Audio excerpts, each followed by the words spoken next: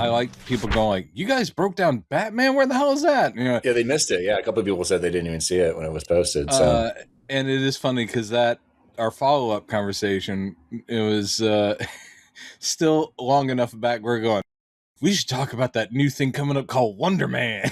yeah. It's like, okay, we'll get caught up. That's the thing. Well, and speaking of getting caught up, I am right today. I'm trying to finish up the latest episode we recorded with Christopher Jones, about 2 weeks ago. Professional comic book artist who's done a lot of work for DC, most notably Young Justice. We had a really great conversation with him, talking about all kinds of stuff. That's going to be coming out very soon, hopefully today, the day we're recording this, which is April 15th. Ooh, I got to file my extension. You know what I think is funny? Paying taxes. Yeah, it's hilarious, man. Yeah. Anyway, I was thinking, because we used to have my method for putting content out has changed so much over the years, and I'm kind of wanting to kind of go back to sort of the original idea where we would just record something, we just put it out, and then I would make clips of it later. And that was always kind of the thing. It's just that YouTube kind of took over after a certain point, and my assembly line of getting things done became more. You became algorithm brain. Yeah, it became more involved. But I think what it's going to happen, because now what happens now is I record it and Patreon and channel members get it first. Right, they get the raw chunks. So what I'm thinking now is like they'll get it first, but then will put it out with some edits.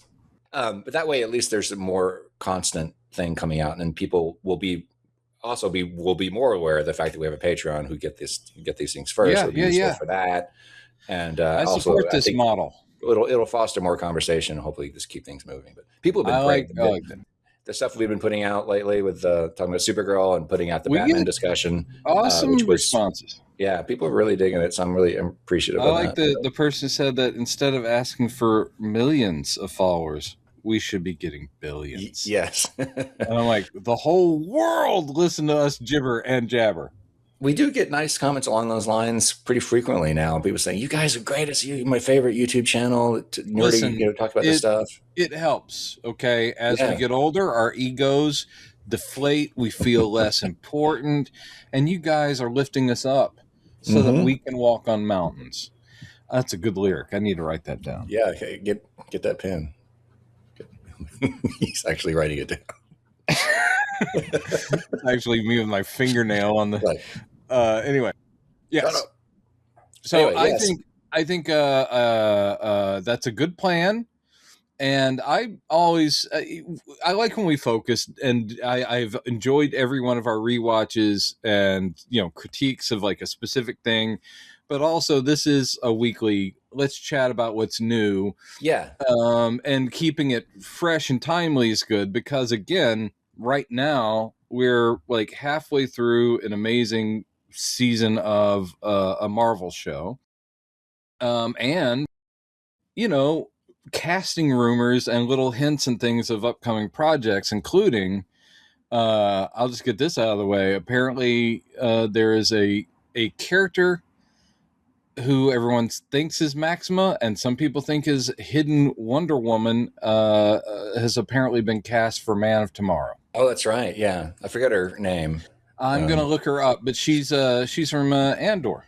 Oh, that's why I did too. I thought, yeah, she looks familiar. Ooh, yeah, and she is awesome as Wonder Woman. Yes, if that's the case, if she ends up being Maxima, I was talking about this with John yesterday, and let's see, she played Bix? Bix was her character's name. She was Bix in Andor, yeah, and again, she is a very good actor and very beautiful.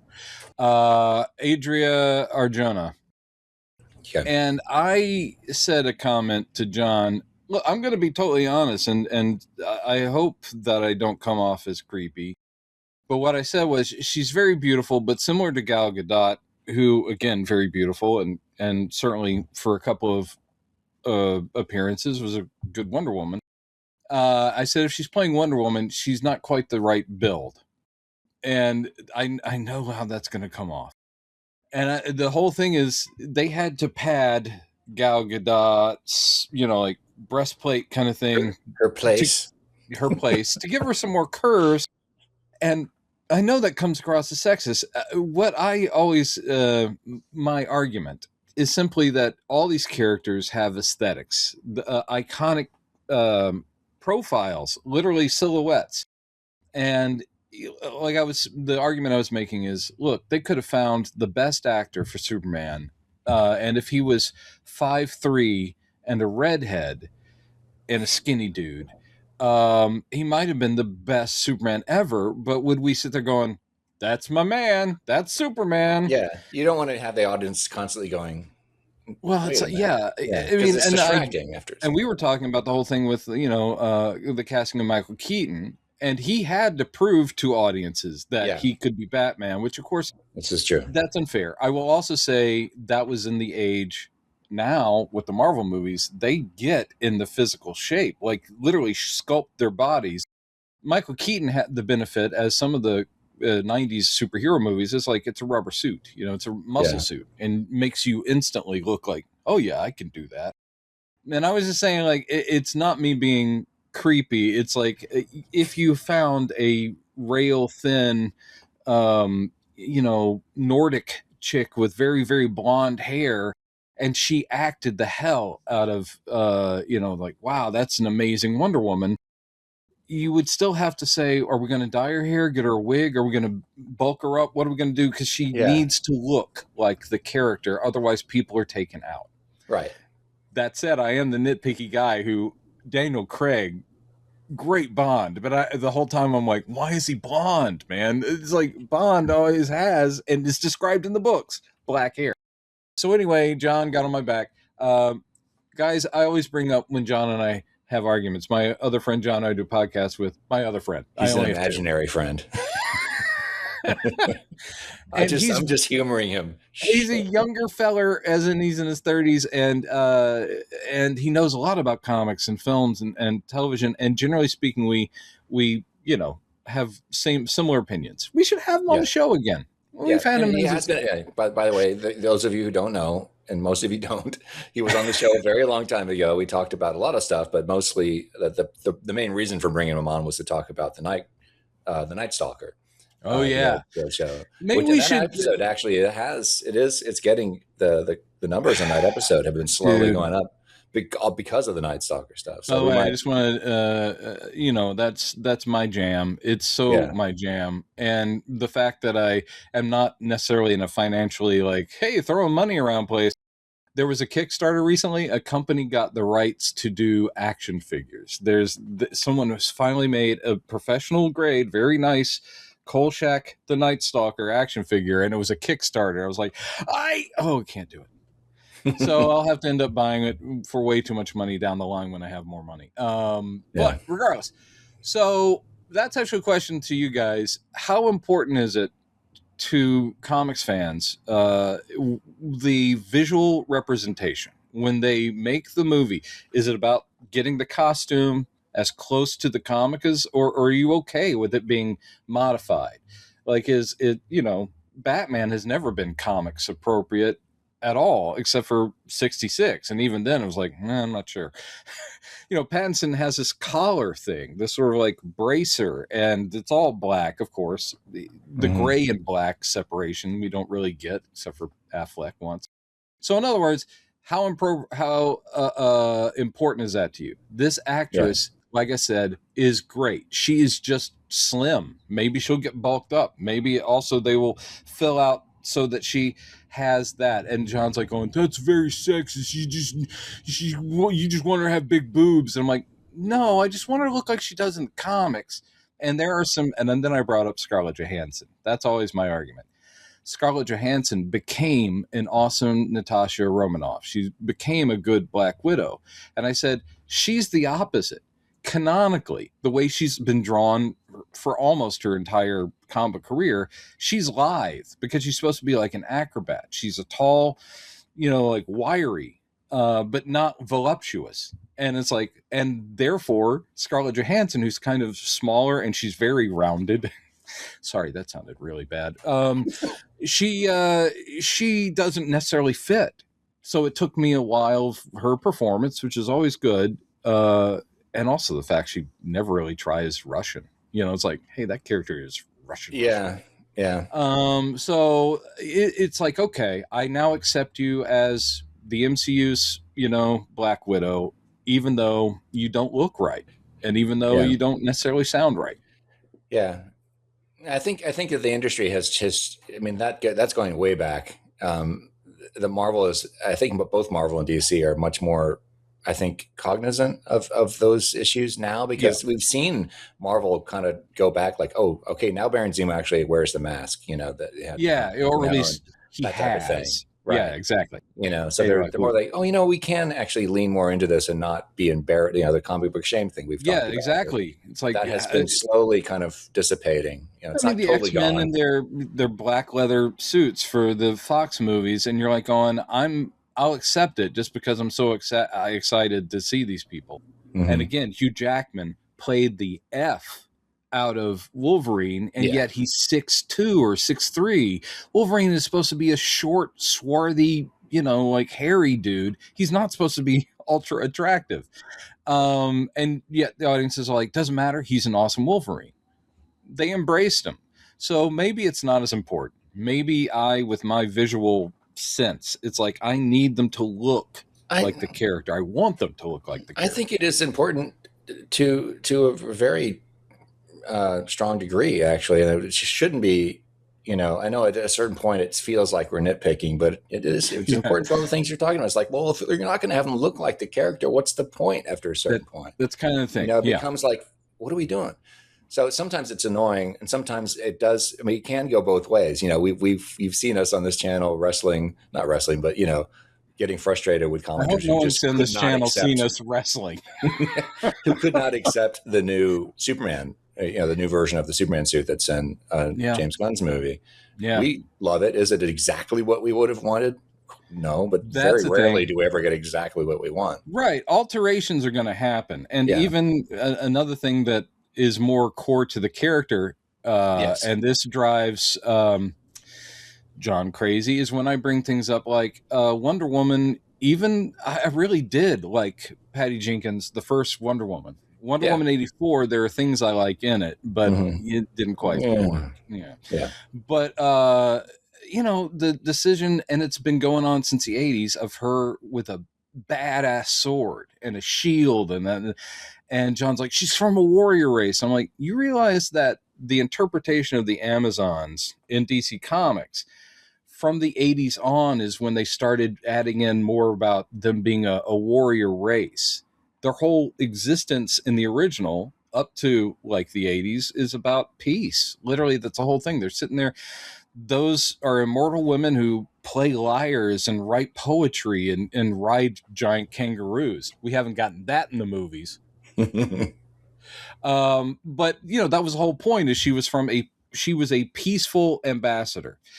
The idea of making her the ultimate warrior woman, like a Xena warrior princess with blades, that's so anti the character's concept. She was supposed to be, this is a passively powerful, like she has super strength. And she has a great weapon, but it's a passive weapon, a lasso. It holds, it doesn't hurt, it doesn't cut. It forces you to tell the truth. It's unbreakable. That's awesome. That's a great weapon. And the fact that that's all she had for a long time and no one complained. But now the police agree. Or they drive by shaking their fist. Going, Wonder Woman with a sword. I've had a big problem with that, and they've had her being like, literally like, I will destroy my enemies, and I'm like, okay, that's not really you, lady. So anyway, things like that so Patty Jenkins brought that. She used the lasso, but they also had her with the sword and shield, and they made the bracelets. Now they're basically like bracers that cover her like whole forearm. I'm like, I just missed the bracelets. I was like, yeah, man, bullets and bracelets. So I'm that nerd. It's like, pardon me. If it worked for Ms. Linda Carter, I believe it should work for all of us. And I do sympathize too. I've seen several people complain about this, and this movie's not out yet, so we can't really pass full judgment on it at this time. Oh, but we will. But Supergirl, some people who are big fans of Tom King's novel, that's just based on, the run of comics that has become a graphic novel now. Anyway, Woman of Tomorrow has a very specific look in it. Yeah. That is because of the what artist. we can see. Yeah, because the artist is an amazing artist, very unique, distinctive artist. And they clearly have not embraced that in the movie. And one thing I told somebody who was complaining about that is like, well, they're also, not only are they adapting this into a script. It's not a full, complete, word for word, version of the story, but they're also, this is only the second movie in the DCU. They're really, they're world building. They're trying to set the tone for what's going to come. So they don't want to make this look like something that none of the other movies are going to, well, they want it all to tie in. And the nice thing about when you read something, especially a lot of what Tom King does are miniseries that aren't canonical, though it depends. Like a writer will come in on the monthly book maybe and then go, man, that was so good, I'm going to actually make that canonical within Supergirl, the comic, not Supergirl Woman of Tomorrow. But those miniseries are meant to be sort of like, you could take it as being legitly canonical, or you can just say, wow, interesting Elseworlds, or like, that's an interesting story. It doesn't need to tie in. James Gunn, as you just said, is trying to build what that cinematic universe will be. So everything needs to, even if it's something weird. I mean, if the next movie was literally they go to the fifth dimension to fight Mixius Pitlick and it's all crazy and cartoony, and you're like going, wait, this is the same guy that we just saw hanging out with Mr. Terrific, but what's with that going? It's important for him to kind of go, look, yes, there's a whole universe. They'll go to different planets. You said 9 planets are in this movie, which is similar to the graphic novel. Yeah, I'm sure we'll see some weird stuff. Yeah, a bunch of languages, alien beings, whatever. That's going to be cool because it's expanding, but it does need to feel like it could lock in pieces. Yeah. They are choosing to do the Marvel method, as in, we're going to do individual stories, but we'll start building it out and you'll see that they all do connect. I will be really interested to see how Clayface works with that. But, and I would have loved to have seen like maybe an animated version of the story where they are actually trying to emulate the artwork. Well, I was about to say, well, DC Animation, they adapt all kinds of things. And I'm like, but at the same time, this would be too close to them doing the live action. So they're probably like, nah, let's not bother. Right. Yeah. So it's, we got to, I don't know, just be a little bit more realistic about what's going to happen. True. It's true. But I totally understand people get attached and it's important. This stuff is important to us. So yes. I get it. I also want to make it clear that I do think that this actress would be a great Wonder Woman, regardless of how she fills out the suit. And also if it's Maxima, another good choice, though, Maxima traditionally redhead. So I'm like, oh, wait a minute. She's a brunette. I won't be that way. Maxima would be such a weird character to bring in, but then we're talking about James Gunn, who was like, yeah, we'll start with Peacemaker. Okay. Yeah. Well, and that was that wasn't. I know. Yeah, he wasn't in charge yet. Happens to be what was in the pipeline. Yeah. Right. But yeah. But Maxima could tie in. She came around in the 80s and her whole thing was, I am the queen of this warrior race. We're all super powerful. And I seek out the most powerful mate in the universe. Her whole thing was basically trying to Superman. She fights him and she's very powerful. And it's all about, if I beat you, you're going to, give me a child. Because you are the most powerful. And he's like, no, I don't think that.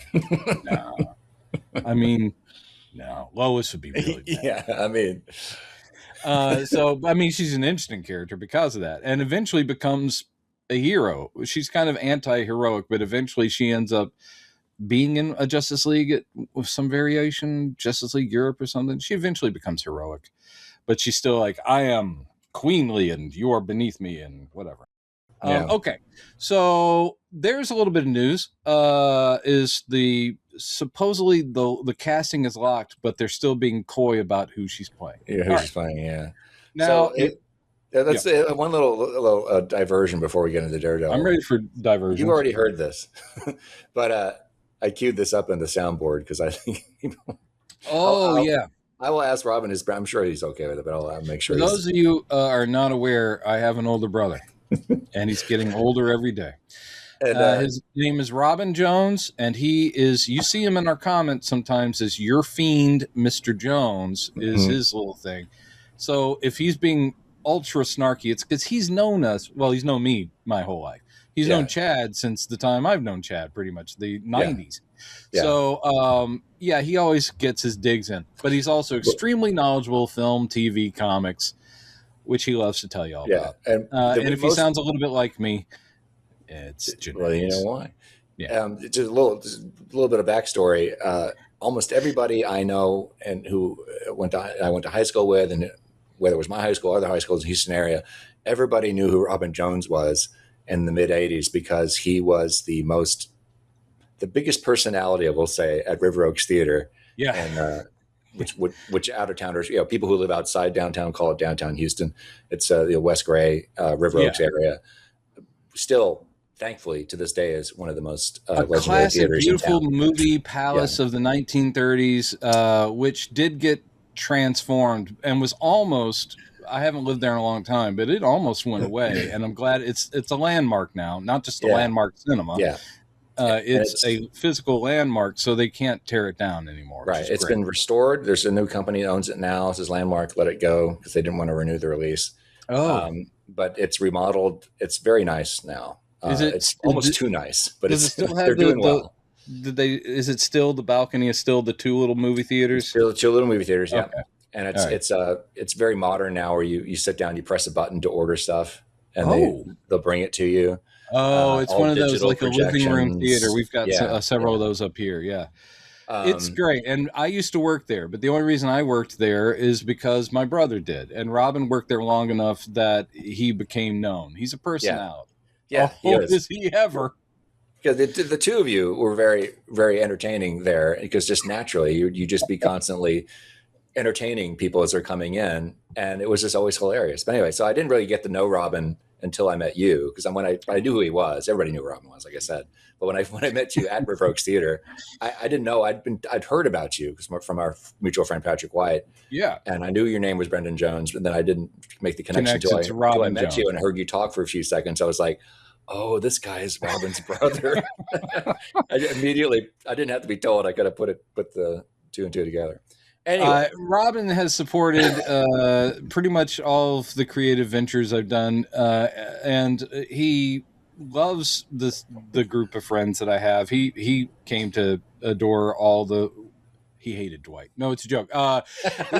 He came to love all the folks I knew, including Chad. He would come to see our shows, so he did end up knowing Chad. All of this is just to point out that he is one of our patrons. He has listened to all of our shows. He genuinely gets into these conversations, and he left Chad a voicemail. I think this is where we're headed, right? So yeah. So as we were talking about last week, and I put out two separate clips. So it was in one full thing. We were talking about follow-up discussion about Supergirl, and then I put it out separately as its own thing so more people could find it. I was geeking out about the fact that I could see in the trailer, the latest Supergirl trailer, that the interior of Kara's escape ship from Argo City looks like it might be shaped like a sphere built, with the same structure as this molecule, which my father was instrumental in discovering. That's the whole story in that video. But anyway, so most of that video was me talking about science, which we don't do on this show. Yes, it's really not our lane.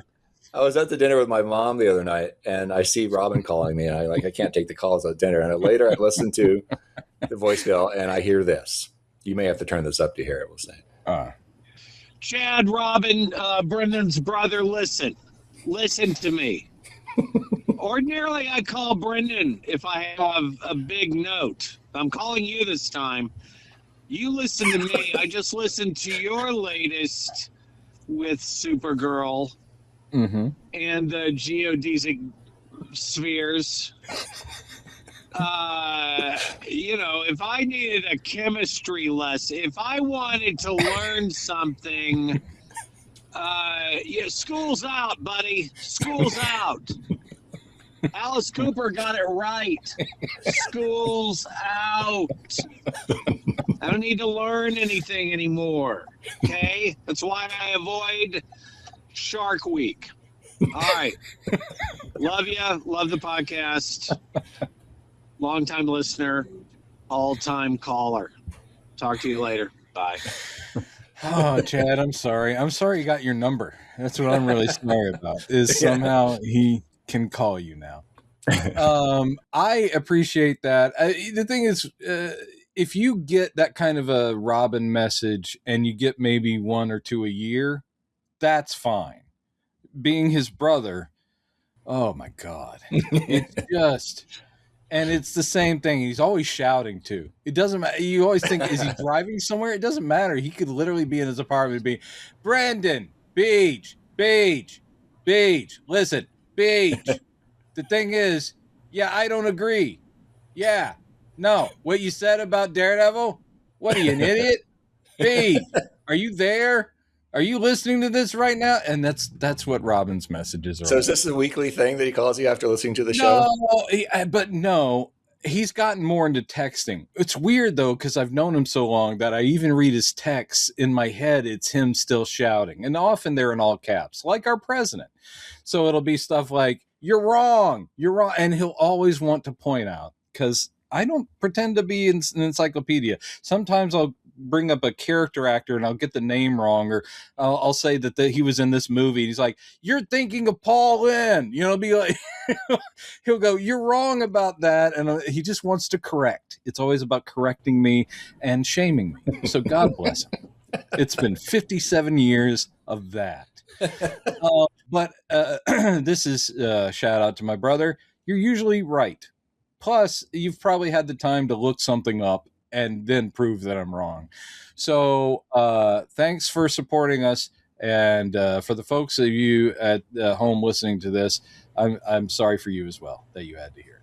Okay. And if you call Chad again, I swear. Yeah.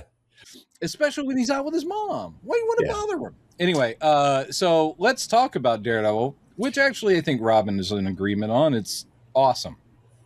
Yeah, it keeps getting better every week. Have you seen 4 and 5 both? Yeah. So you see the recent episode from last night? Or whatever. Man. They weren't lying. The folks who said, you guys just wait a few episodes, because when it kicks in hard. And episode 4, and I'll try not to spoil it. I'll just say spoilers will probably follow. But I will say, yes, if you haven't seen it, episode 4 is in toto. Great band. Episode 4 in toto. It is the best representation of Daredevil and Daredevil's universe I've ever seen. And that includes every one of the movies. That includes the Netflix seasons, which some people, and John rightfully pointed out, some people still at this late stage are like, the Netflix series was so much better. The Marvel series, you can tell they're compromised. I'm like, oh, no, they're not. And shut up. So episode 4 is a massive one. And then episode 5 is like this reflection on what happens. So spoilers will follow. Yes. That opening bullseye scene is the best bullseye you're ever going to get. I mean, maybe they'll improve on it, but just the whole idea of we have an entire opening sequence. Daredevil's not involved, and it's just bullseye in a diner and calling in a fake. He's calling the anti-vigilante task force, which is running thread. And he basically says, I see Frank Castle. He's at this diner. Oh my God, he's got a gun. So he's baited the anti-vigilante task force. And he's sitting there in his normal clothes. And then they show up. And then he proceeds to kill them all. Yeah. And in bullseye ways. Unbelievable. It's very calm setting with him ordering a milk, asking for what's famous here. Best, yeah. So the milkshake's very, I'll have a banana milkshake, I think is what he says. Mm-hmm. And so it's just very, and I was thinking this is kind of Tarantino, but then, Tarantino is also very Scorsese. So this is kind of Scorsese. The whole way the set piece is set up is just so elegant. It's elegant. Great. Also, the tension. Okay, you have a crazy killer, supervillain killer, sitting in a diner. And the whole time, because he doesn't immediately do the call. It is the thing about ordering the milkshake, talking to the waitress, and you're sitting there going, that guy is bubbling over. Even though he's like totally chill, you're like, we know his psychological state is messed up. And the whole time I'm going, is he going to kill these innocent people? Like, because you're like, what's about to happen? Right. But then when they show up, then it's like, oh, and it's amazing because he's able to target only them because he's Bullseye. They have weapons and guns, and there are innocent people, and they're screaming. Not a single one of them gets hurt. And he even, like, the guy who has the little dog, and he's like, please don't hurt me. Please don't hurt me. He's like going, oh, hey, little buddy. That's a nice little dog. And he's just like, he's not going to hurt him. Well, but yeah, he takes them all out. He trips them for those. Having a dog at a restaurant's unsanitary. Yeah, it's unsanitary. Everywhere. Something that John and I both brought up when we were talking about it is this actor. I'm not saying he didn't impress me in season 1. He's introduced as Bullseye, actually back in Netflix, season 3. Netflix. Yeah. The whole thing is that you're sitting there going, I think he's good, but I was like, is this their take on Bullseye? On the Netflix show, I was like, it's a little. Apparently, they just knew that eventually that character could go full Bullseye, full crazy villain dude, and they must have known that actor could do it. Because I have to say, it's not that I wasn't impressed with him. They just had him being like military kind of guy who has incredible aim. Now he is actually Bullseye. He even has a costume with a mask he pulls on occasionally, which is at least indicative of the comic costume. And this actor can bring it. And I was like, oh, thank God. They kept him, and they finally let him open up. Like, all right, now you are him. And he's like, oh, thank God. And he brings it. Yeah. And he's a complex character. He's not just villain. He's not just bad guy. He's somebody you actually start sympathizing with. That was true in Netflix too. You could see that he was being, manipulated. And similar to Frank Castle, which the only problem is that there's a slight similarity. Frank Castle has his issues. He's not, well, you could argue whether he's psychotic or not, but it's similar where this is another mirror image where Daredevil, the whole thing is in the second episode, he is trying to save Bullseye's life. And that, again, is another great thing of Daredevil being, he's a hero. Yeah, he's also very complicated, and he's messed up in the head. But he still has this core set. Because Bullseye's literally like, just leave me, man. I'm bleeding out. I know what this is. I'm about to die. And why would you even want to save me? I killed your friend Foggy. And I love the whole thing. Even though he's trying to save me, he's like, you never say his name. Yeah. You don't get to say his name ever again. Oof. So... Again, that's great. He actually does save Bullseye. I mean, and Bullseye had been saying to him when he, confronts him at the apartment of the nice lady. He's in his apartment building, and he's friendly to her cat or whatever. He's trying to be, and she's like, such a nice boy. Yeah. But anyway, oh man, that fight scene in episode 4, where it's in the apartment, and all the stuff of just like Bullseye pulling out the CD out of the DVD out of the DVD player, throwing it at him, Daredevil just catching it, flipping all this stuff back and forth, still protecting the lady who's like the hostage. Damn. Yeah. It's really, really good. Also, Bullseye putting his Bullseye image on the diner door with ketchup before he leaves. It's like signing his work. So fucking good. And having gotten to, let's say the Daredevil's the meat, let's also talk about the potatoes, which is Fisk, the Fisk storyline. That whole thing that was just a little running thread that, like, he's training in a gym because he's going to do a charity boxing match. And everyone going like, oh, that's crazy. Our big fat mayor is going to get in with a trained fighter. He's never even fought before. He's never boxed. He doesn't. He's doing it for charity. He gets in there and destroys that. Almost kills the guy, yeah. Almost kills the guy, to where people in the audience are like, yay, yay. They start going like, oh. Yeah, this is disturbing, right? Yeah. And he tells his wife, Vanessa, don't come. The whole thing is, obviously, Bullseye's out there, and he's coming for me. He almost killed me, and unfortunately, Matt Murdock saved me, or whatever. But the whole thing is he's like, don't come because it's too open. It's an invitation. He'll show up. He'll probably try to get me there. Even with my security, it's going to happen. And she's like, okay, I won't. She totally does. Mm-hmm. And I'll say her showing up in a white dress, similar to that white painting that he bought from her that ended up with the blood streak on it from when he beat her lover. You know, it's like, ugh. And then she shows up in the white dress. It's like going, oh, yeah, things are going to go bad. But they played this out so well because I thought, okay, yeah, I guess it makes sense that she would die. This would be a big character moment for Fisk at this point in the story. Yeah. But this week, this episode, the way they played it out, because they lead us along with him, like, oh, maybe there's hope.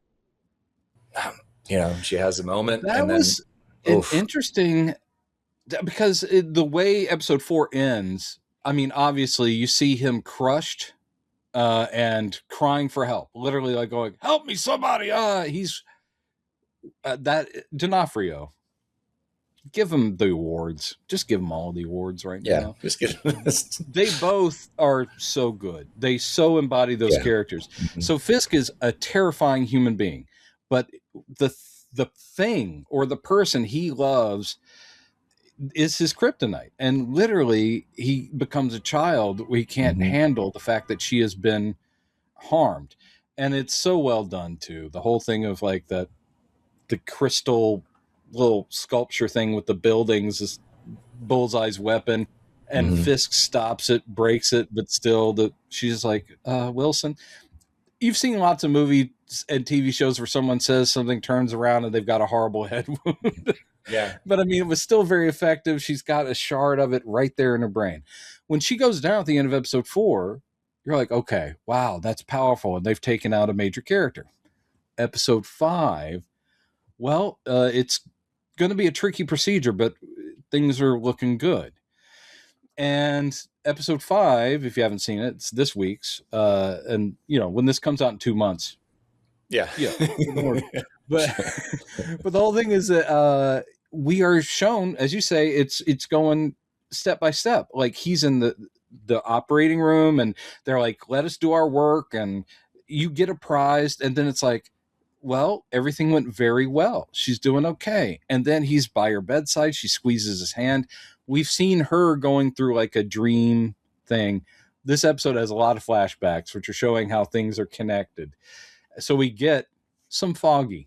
I'm really glad they brought him back and actually gave him scenes because, you know, he got assassinated. But early days, floppy-haired Matt, which is what I call him, floppy-haired young Matt. And they haven't even founded Nelson and Murdoch yet. So, but showing them on an early case, showing how that case is connected to what Fisk was doing, even though they're not, you know, head to head yet. And also showing how they brought back Glasses Guy, Fisk's number one from Netflix. Can't remember his name. Anyway. But you see him, and you also see how his current dude, the British guy, Buck. Buck, how he gets tied in.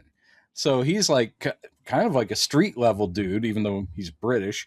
And he knows, is it Wesley? I think it's Wesley. Wesley, that's it. Yeah, I knew it was a W. So he knows him, and he's like, "Oh, you're moving up in the world." And he's like, "Yeah, it's a pretty good job." And, so it is sort of like this is how they met. This is how that worked out. And even the thing with Vanessa, and you're seeing what led up to that first date at the art gallery and all that, and you're seeing it through her perspective. And then she does wake up, and she seems okay and weak, and she's like, "Tell me a story." And he's like, "What do you want to?" Yeah, sure, absolutely. What do you want to hear? Tell me how we met. And he goes, "Okay." So that allows us that flashback to them meeting and having the date. And as soon as the story's over, she's like, "Oh, Wilson, tell me a story." And you're like, "Uh-oh, what's going on?" And she's also like, "Can I get you anything?" And she's like, "Ooh, pineapple juice with ice." And that's the first hint that maybe something's off because she doesn't like pineapple juice. And he goes, "But you never liked pineapple juice. You say it makes your lips tingle." And she goes, "Well, let's try it anyway." He's like, "All right, anything you want." Oh, and I do love that. Yeah, she loves it. But I also love the way she reacted to. I kept thinking that maybe she would live, but it would be obvious that she sees things different, or maybe it's like the part of her that became sort of like Kingpin, prime boss, is gone, right? Because he's like yelling at the nurse that comes in and is like, she wants pineapple juice, and she's like, yes, we can do that, but first you go get it now. And then she's like, you were so mean to her. That was so great. I've never seen you like this. Never seen you like this. So it is a thing of like the false hope, and things are coming along. There's also the thing of young Gandolfini. I love this whole sequence. Yes, where he thinks very Sopranos-esque that why do I keep Brock? Buck Cashman. Buck. Thank you, Buck Cashman is going to take him out to like the woods and cap him like a Sopranos character, which I kept going, man, that's weird. If you're a Gandolfini, it's all about driving out to the woods with like a mobster and so he thinks he's going to get killed, and actually Buck is letting him think that. I mean, it's purposefully, he's like trying to make it, and then he's like, well, now you get to prove your loyalty by helping me bury this body. And it's like, oh. Yeah, I've kind of figured that's where they're going, but they play it out so well because you're right there with his character thing. Oh man, I'm screwed. He knows I was lying, and but I like when he starts the car like he's going to drive off, like, and then he's like, no, what am I going to do? Where am I going? Yeah, he just turns it on. We think that we're right there with him, thinking that he's done. But I was thinking there's something about this doesn't really track, because number one, in the last couple of episodes, it was pretty clear that Buck kind of likes the guy. That there was a genuine kind of friendship there, that thing. But also at this point in the story, even if it is clear that he is behind, has something to do with the leaks that are going on, and he's not 100% responsible, but he hasn't told anybody. No, it's through his connection to BB. Here's the thing. Yeah. I think BB is safe. I know this is a show that's going to be like, oh, but they can't kill both Ben Urich, her uncle, and her. They just can't. Right. It's like, no, everyone would just like, no, done with it. People of color just getting off in this show. Right. It's like, no. But I thought this doesn't really seem like it's a last straw kind of thing with the hospital location being leaked, because, certainly it wasn't anything that Fisk is focused on Vanessa at this point. He's not even aware of any of this stuff that Buck is dealing with. So, or at least he's not concerning himself with it. You take care of it, Buck. So it makes sense. Like, I don't think this is like, okay, the kid's taking one last step, let's take him out. Right. But they let us think that. And by the time we get to that point, was really well done. Oh yeah, of course. and it's, what's great is, I do think, even though I should learn his actual name, but Gandolfini Jr., he's getting better and better. I've always thought he was good. I thought he was great in the prequel movie of The Sopranos that was on, where he actually did play young Tony. It was like, oh man, you're good. And you do look like your dad. So it's pretty awesome. But I think he is a genuinely pretty good actor. And the scene where the trunk is popped open, he has the kind of like, when he goes, all right, do you want to do the shovel or the saw? And it's like, you got to take care of this body. He's both relieved, and also it's good of him just going, oh Jesus, this is what my life is now. It's like that sort of thing that hits him like, oh, I'm at the chopping up body stage. He literally just accepted, okay, I'm going to die now. Yeah. Oh, wait. Yeah. It's like, okay. Yeah. All that is handled really well. The acting in that episode's great. And actually, because episode 4 was so operatic, so big, so awesome, I'm sitting there going like, okay, I want more of that. The only thing is that this episode being a reflection, like an aftermath thing that involves a lot of flashbacks, at first I was like, oh, a little disappointed. And I'm like, no, look how necessary this is on a rhythmic level. You need to come down from it, and it still ends operatically again, because Vanessa goes. That's the fake out, is like, and in the comics, Vanessa did end up paraplegic. She ended up in a wheelchair. Oh yeah. And I kept thinking, oh, this is how they're getting there. No, she actually just dies. And it is a thing of like, Fisk without that anchor Yeah, I just he's going to be. Oof, yeah, the next. Oof. I don't even know how to say it other than oof. So if you guys aren't watching it, I don't know. I don't even understand you. Yeah, and What's your deal? the flashback thing. At first, I was thinking I wasn't like, man, I'm not digging this or anything like that. But early on, I was like going, where are they going with this? And it's I'm not so sure what to think about this jumping around thing. But then after a while, you start realizing the parallels that they're drawing between these two stories, and I was like, oh, I get it. Okay, and it is so well done.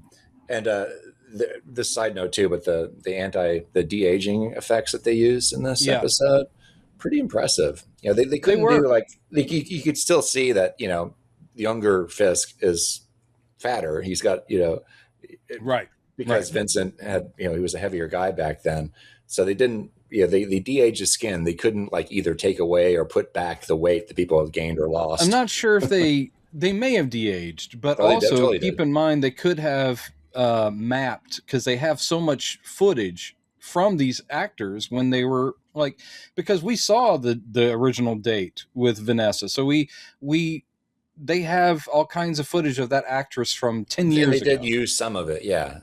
But some of it was new footage that they shot. I'm like 99% certain that they used de-aging technology. We're gonna have this fight. Shots. We're gonna have this fight. But no, it was talked about already. Yeah, they both looked like they did 10 years ago. Here's another little thing that I would not have known about it had I not watched Screen Crush. Oh, what's that? Apparently, when at the end of the episode where Daredevil throws Bullseye through a window, I think is what happens. But the way the window breaks and there's some lights in the background. The shape, it's the Watcher. I didn't catch that either. Yeah. It's the Watcher silhouette with his eyes. And people were saying, oh, that's just a coincidence. But now they've confirmed, yep, that's the Watcher. So is that really going to be relevant, or is it just an Easter egg? I don't know. The thing is, the Watcher, Marvel Comics, he's been in there for decades. And yes, he has actually been part of stories, specifically and most often with Fantastic Four. They have an actual relationship with Uatu. They've been to his place in the blue area of the moon, his base where he watches us all from. But the Watcher is just supposed to be omniscient and is watching. So I think it's just Easter eggy, as in, don't worry, even this little, drama happening, as you can hear, ring-a-ding-ding. Even this little drama with Fisk and Daredevil and so forth, it's like, yeah, nothing escapes the Watcher. So just like a visual indication that he's sitting there going, that was pretty tough. Well, I'm just going to stay here on the moon. But anytime they want to bring the Watcher in, and if they don't have Jeffrey Wright continue to voice him, what is the point of living? Because he just nails it so hard. I did not catch that at all. Once you see it, and you've seen the way they've done him in What If and so forth, the animated stuff, you're like, it's obvious, but you had to be looking for it. So the fact that people caught it, I'm like, wow. I'm also not framing, frame by frame any of these shows. I watch them and then I go, that was great. So I'm not, we're not one of those people. Well, unless we're doing like a trailer, we don't literally go like frame by frame and go, do you think the guy in the background could possibly be, do you think it might be Thomas Elliott who becomes Hush, and the Batman hasn't met him yet, or not doing quite that. Do you think that the Watcher is going to be in either Doomsday or Secret Wars or both? Well, since Doomsday is so heavily alternate universe-y, I would be surprised if they let that opportunity pass. Yeah. Because multiverse-y things, that seems to be, those are those big storylines where even in the comics, the Watcher would probably even be introducing it. Like, it's like there are many ways that the threads of history spill out and there are changes and things. But what if these realities converge? That's some serious shit. That's a direct quote. If the movie started with the Watcher introducing Doomsday and saying, let's watch, shall we? I would lose my crap. Yeah. And by the way, if you're out walking around the Portland area and you find some crap that you assume is, that's got to be Brendan's, I don't need it back. Just leave it where it is and don't touch it. Blah, blah, blah. Don't even touch it. Just leave it. So if I've lost my crap, I don't need it returned. Anyway, that would be so boss. Yeah. It'd be great. And talk about a full dive into, we're in the comics, man. We're totally in the comics. Oh, I can't wait, man. Doom. Pretty good. I guess we don't have enough info to talk about Doomsday as of yet. But did you try the Dr. Doom Oreos? I had no idea that such a thing exists. I think this is one of those situations where plans were made to merchandise something that gets shoved back, because the timing on this is weird. They did 4 limited Oreo cookies that were Marvel Comics. And the whole thing is like, they had like blue cream or red cream, and each one of the 3 boxes or packages would have different Marvel characters, and it was like Marvel Confusion kind of thing, and they're all these characters. And then they released one that was just Doom. That was the latest one. It was like the Doom Oreo. So it's green cream and Dr. Doom's on the cover. And you're like, man, this would have been awesome if it came out around the time of Doomsday. It just seems weirdly put out now. Yeah. They just taste like Oreos, by the way. It's not like it doesn't taste different. Yeah. No, it's just a tie. It's not like mint. It's the same cookie. Yeah. No, it wasn't mint. Why didn't they make it mint? Anyway, so I'm very excited for all that stuff. Daredevil continues to kill, destroy, and I can't wait to see if and when Frank Castle comes into it. I can't wait to see how it rolls into the Punisher standalone movie. And apparently Michael Giacchino, if that's how you pronounce his name, the composer, but he also wrote and directed Werewolf by Night. Yes, that's right. Yeah, that standalone special. Apparently, he's been working on a second one. Sequel. Yeah. And I'm like, oh man, please, make it a series. Come on, stop skimping, people. I think it should be a quality over quantity thing. You think so? Though I do love Jack Russell, because here's the thing: some people are werewolves by noon, some people are werewolves by dusk. Jack Russell. He's a werewolf by night. Yeah. Love that character. And more Elsa Bloodstone, please, too. Make sure she comes along. And she was one of the best things about that. Yeah, Man-Thing, of course. So I really liked that actress in The Nevers. Did you ever watch that? No, you told when we were talking about this ages ago. I watched a little bit of it. Yeah. All the nastiness about Mr. Joss Whedon came out and pretty much killed it. It got 2 seasons and it's gone. I was like, what a shame, because it was a cool concept, but whatever. And that actress is amazing. Anyway, so anything else we need to talk about today? Just a quick follow-up on the Buckyball saga, which maybe only a handful of you are interested in. No, but I did write to Neil Lamont's agent. Yeah. And also, in the meantime, right before I did this, I also shared it with my friends at the Smalley Crow Institute, which is where my dad and his team discovered his cohorts back in 1985. Yeah. So very few people are left there that were there when my dad was there now, but some of them are. But anyway, John Marsh, who's one of the administrators there, he's the guy who invited me to be on part of this documentary they were doing about Buckminster Fullerian last year. And Jorge Vidal, who edited and did the whole piece. He's a filmmaker, video, multimedia guy. I sent it to the two of them. And Jorge, who's, he's a multimedia guy. I don't know if he has a degree in science or not, but he's extremely knowledgeable and has a very vested interest in this whole thing. He wrote me back pretty much immediately. He said, OMG, I jumped up in my chair. He's just as excited about this as I am. And John Marsh wrote right after that saying, if you do get a hold of these guys, tell them that they have an open invitation to come visit us at the Smalley Crow Institute anytime. We'll give them a star tour. You tell them about the history of the molecule and the discovery and everything. So I worked that into my email at the end, saying you've been invited to the Smalley Crow Institute if you want to come. Once you become a consulting producer on future DCU projects, it'll be such a weird journey from being like son of Nobel chemistry winner, blah blah blah, and then podcaster talking about comics, then hey, visual effects people and design people for Supergirl. Did you have something to do with this? I can get you a tour of the place. And then eventually they're like, hey man, you know your shit. You want to come in and talk about what Crypto's, like doghouse should look like? And you're like, yeah, I want to be a part of that. So I'm taking the brakes off it now because I think I've done everything I can do at this point.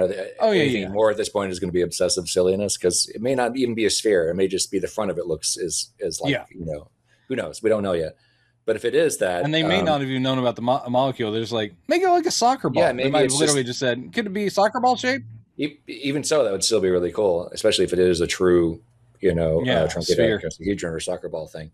But in my research in this and digging into it, I discovered not only is Neil Lamont the production designer, but there are at least there's like 6 other concept artists who are working on this.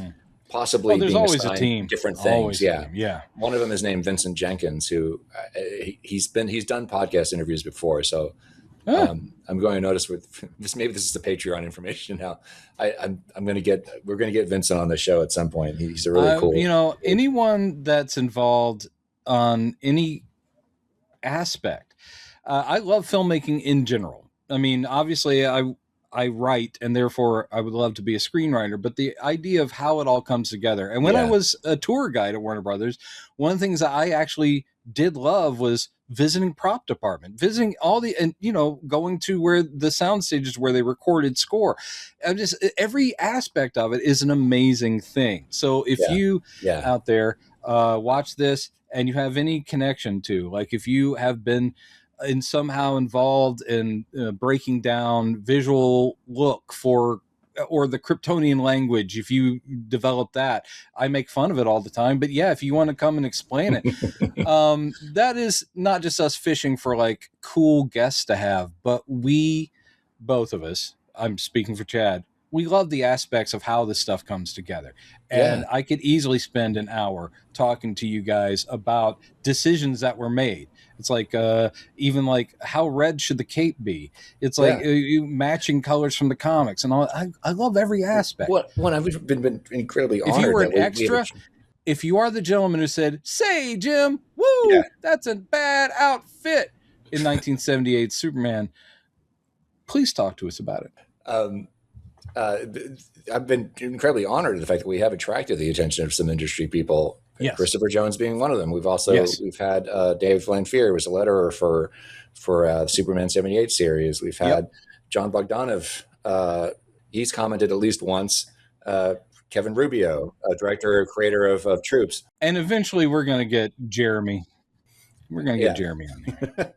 So we'll see. But I watched this interview with Vincent Jenkins, who's the concept artist who's working on Supergirl, one of the concept artists who's on this. I found an interview with him on a Star Wars YouTube channel from about 4 years ago, like right before the Obi-Wan series came out. Right. And Vincent has a long history of working with Neil Lamont. In fact, it was because of Neil Lamont that he started working on Star Wars in the first place. Neil kind of brought him into the Star Wars fold. But he tells this great story about when he first comes on to work on Force Awakens. And he's sitting with the team of other concept artists, and they're all kind of sitting around looking at each other like, isn't this cool? And he said it was kind of like the feeling of like in Close Encounters, where all the people who were called to Devil's Tower all finding each other and that they had a calling, they've answered the calling. He said that's what it felt like. It was like, I really like this guy, man.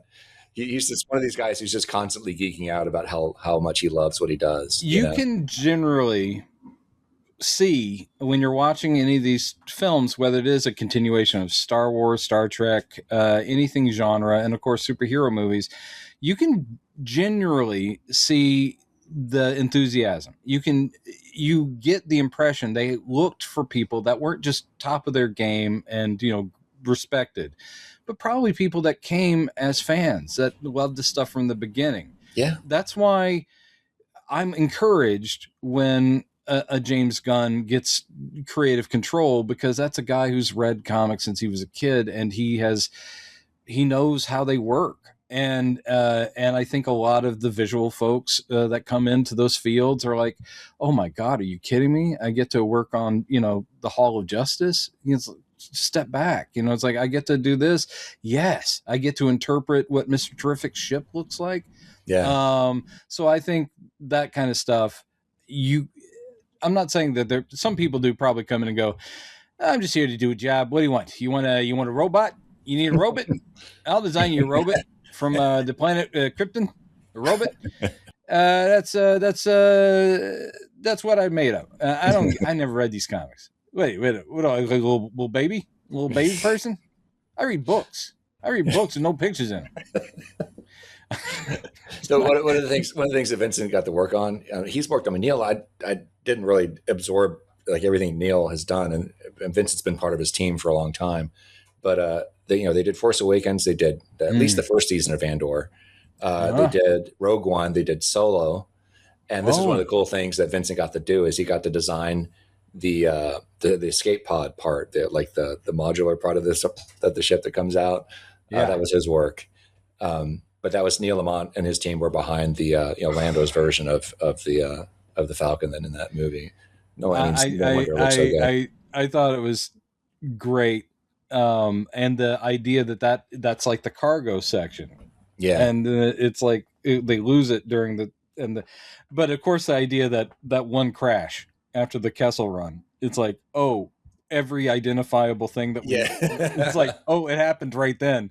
I always bring that up. It's just like that one day in Indiana Jones's life that gave him the scar. He's afraid of snakes. Yeah, got the hat. It was all one day. There was a little bit too much. This is not the concept artist who no, this is the script at all. It's in the script. Yeah, the script and maybe studio pressure to like, could you put we need more member berries in this movie, but connect everything. There was a lot of that going on in that movie, it didn't need that. I hope Star Wars. Lucasfilm needs to relax and that kind of stuff. Which, by the way, this will be our closing comment. I don't know if you've watched any of MAUL Shadow Lord, which just started last week. No, I keep seeing little bits where they mention things. What is it? Easter egg? No, it's really good. It's not. It does not lean heavily into Easter eggs. It's just a really great story. What's the animation style? Is it like Clone Wars? It's kind of a Clone Wars adjacent. It's kind of built out of that world. I haven't watched it all. It's really good, man. Yeah, I'm very impressed. Is it the middle period when, or is it after? It's before Solo. I think this is between. It's before Solo, and probably after Clone Wars. Like it's between. So it's during the Civil War. It's like leading up to the Civil War era. Okay, but he still is missing his lower section, right? Yeah. This is before. This is before, or this is long after Phantom Menace. Yeah. Okay. So he still has a vendetta against Sidious at this point, and he's building up his crime empire to try to take him on. So, I think this leads into the version of him we see at the end of Solo. I think so. At some point in the series, we may actually meet Han Solo's paramour. I forget that character's name. I can't remember either. It's like administrator or something. So maybe did they get Khaleesi to do the voice for that character? Like when she shows up, do you think it'll be that actual actress? I hope so.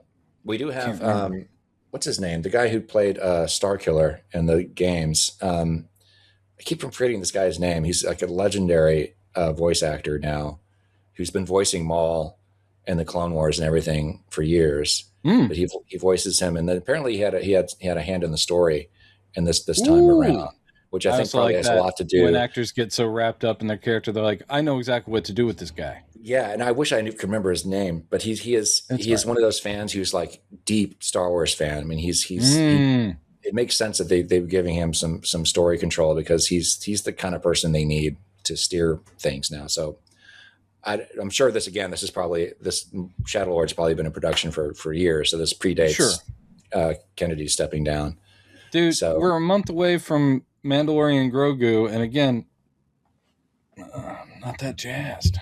I know. I don't think anybody is. I hate saying that. I know. Yeah. I'll still go see it. They still have my money. And that's getting more and more precious. So, hey, Lucasfilm and Disney, do it right. Yeah. All right. Do it right. Anyway, let's wrap there, and I'm going to have lunch. Yeah, me too. Sounds good. All right. Bye, everybody. Thanks for watching. Follow the P. Yes, follow the P. Such a wrong thing to say to anybody.